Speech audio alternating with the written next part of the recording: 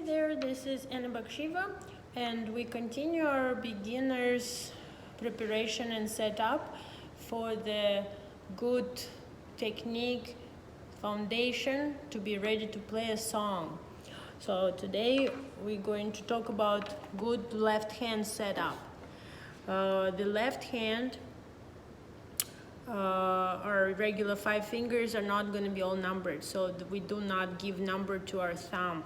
Only start with the pointer, and it's a 1, 2, 3, and 4.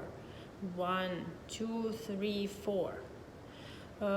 Parents can help young children to practice, to remember which one is which. So practice like this: 1, 1, 1, 1. 2, 2, 2, 2, 3, 3, 3, 3, 4, 4, 4, 4. Or also the thumb can be like a little platform. They can tap on the thumb.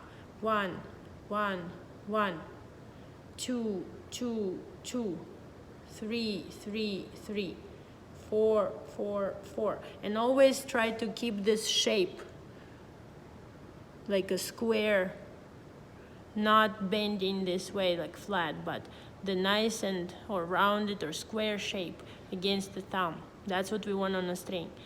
Same with 2, same with 3, same with 4. Tapping in the center of the finger near the nail. Right there. After that, important part is that violin neck is sitting near the beginning of the finger on this little bump. This little bump right here is where violin is going to be sitting. And the thumb, they together make this V stand. V. Together they make this V stand. So violin is on the bump and thumb is grabbing it as well with the little window created. That's where violin is sitting. Bump and thumb. V stand. Little window.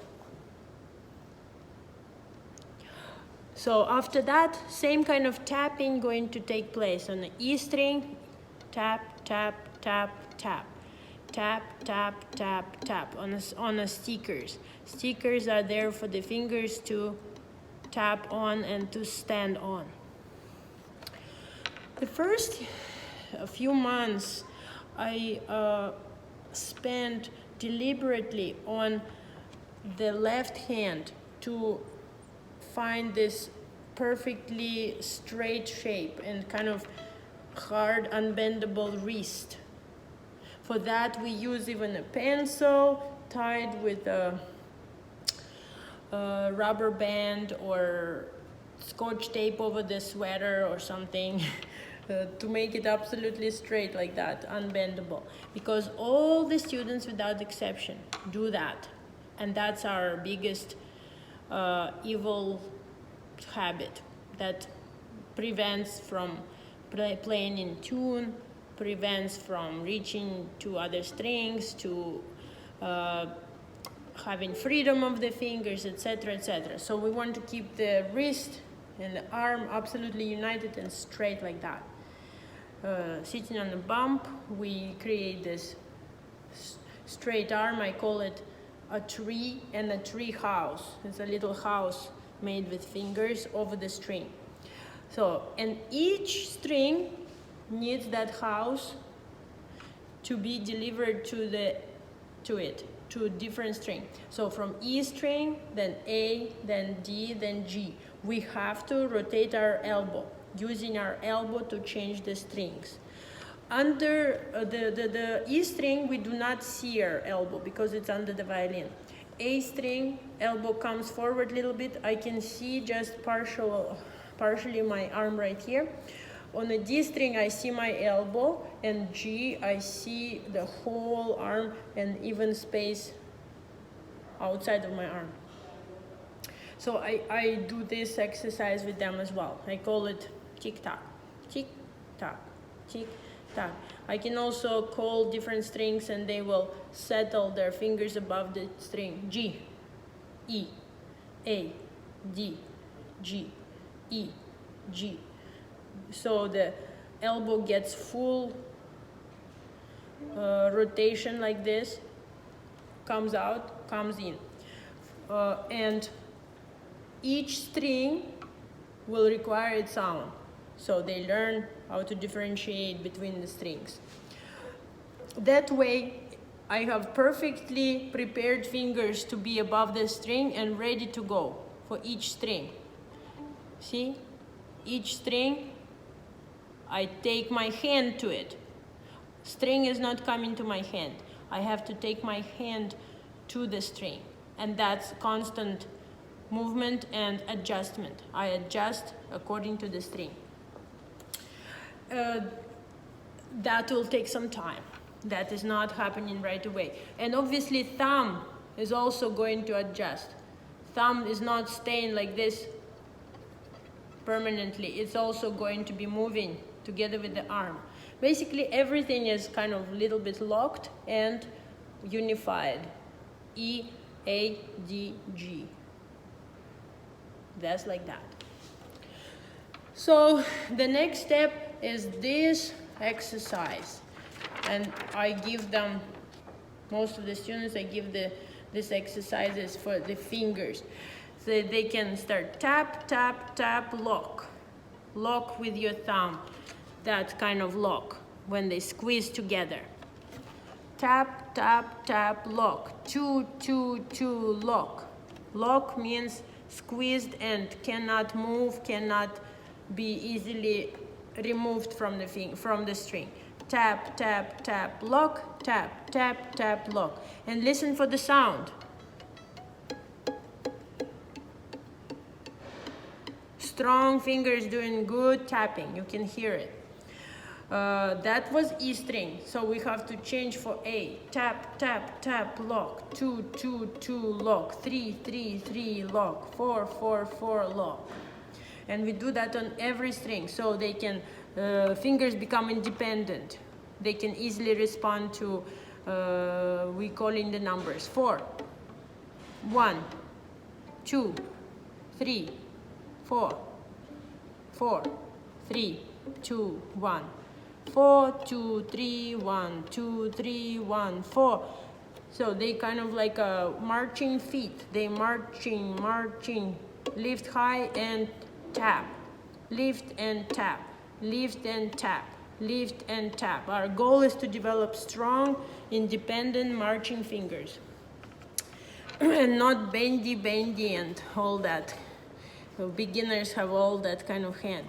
Our goal is to make it really strong and powerful and good shape and locked and unbendable wrist. So that is our preparation. Once that is done, practice that at home.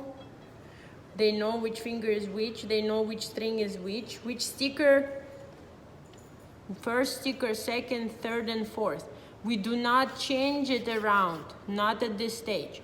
They must be assigned to each finger, assigned and not changed, not confused around. Which one goes where? They need to know it. So then we start following the chart. 0, 1, 0, 1, 0, 1, 0, 2, 0, 2, 0, 2, 0, 3, 0 means open string. 0, 4, 0, 3, 0, 2, 0, 1. Different combinations of fingers. 0, 1, 2, 1, 0, 1, 2, 1. Do it without bow. Then do it with just plucking. Thumb goes here on the corner and plucking. Not here, where the bow is. Above the black fingerboard.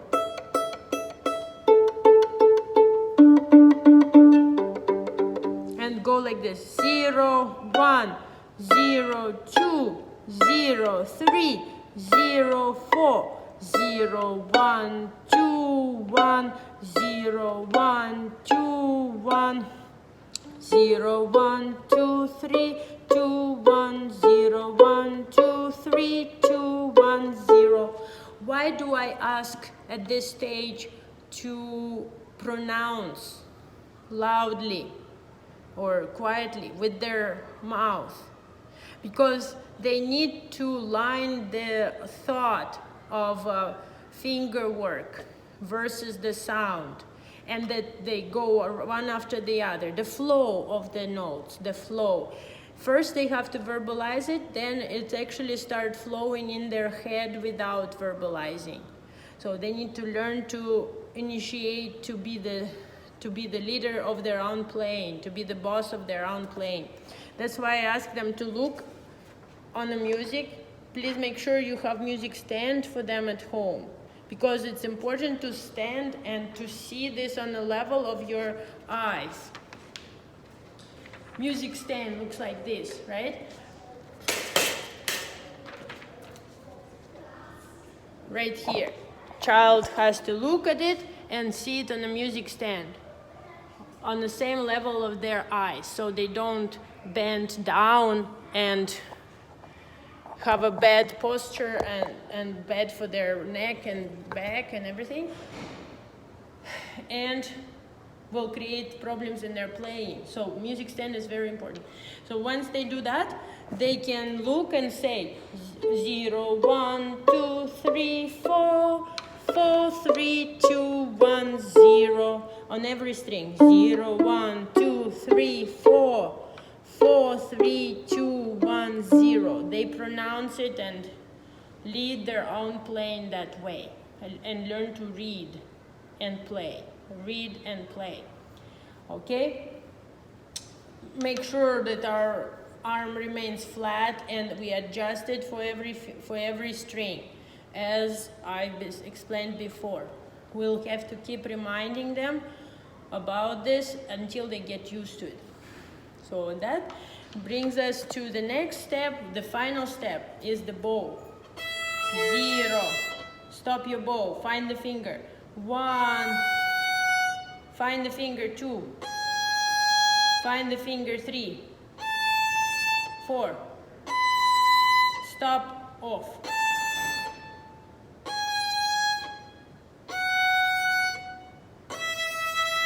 If they play that on every string, I will be so happy to hear that, and then we can talk about a song. Until I hear this,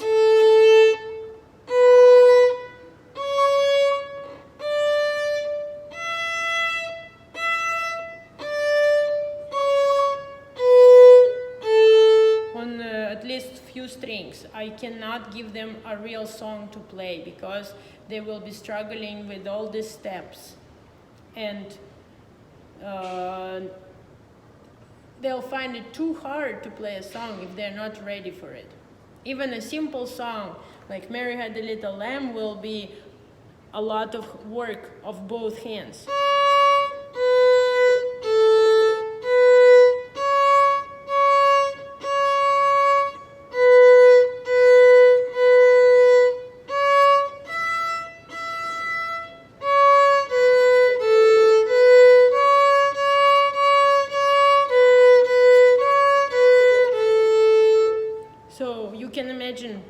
How long it will take for a beginner to get to playing this song decently without getting overly tired or distracted or scratchy, not even recognizable. So on the piano maybe it's easier to play a song sooner, but on the violin it takes a few months before the first song can actually happen, especially for young child, especially a child without a parent at the lessons as we have it in a school here. So please help your child to be patient with one step at a time, and just listen and spend time on the left hand separately, then with plucking, pizzicato, then with the right hand joining. 0, 2, 0, 3, 0, 4, 0, 1, 2, 1, 0, 1, 2, 1, 0, 1, 2, 3, 4, 4, 4, 3, 2, 1, 0, 0. And they get used to saying this and quickly change their fingers and not be confused.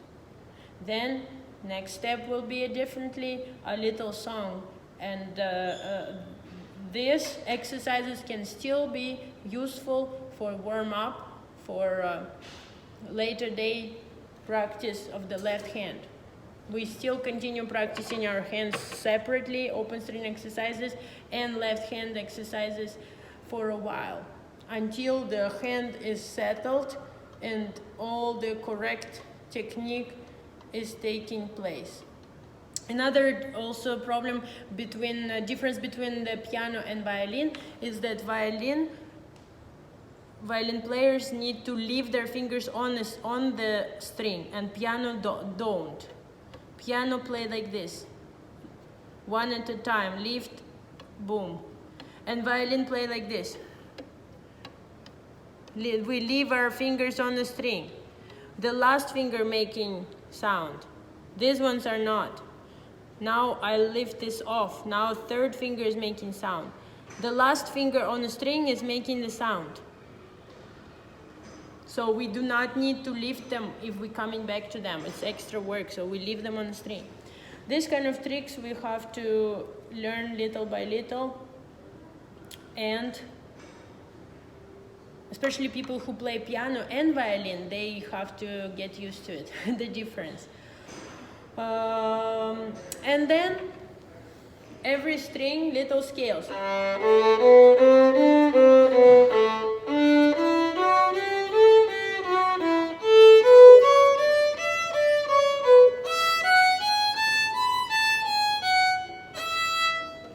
That is the final step before any song can be possible. Any song, I mean the beginner songs, like Twinkle Twinkle, like Go Tell Aunt Rhody, like Old MacDonald Had a Farm, and things like that. If they can play a little scale on each string, then they can play any of those songs.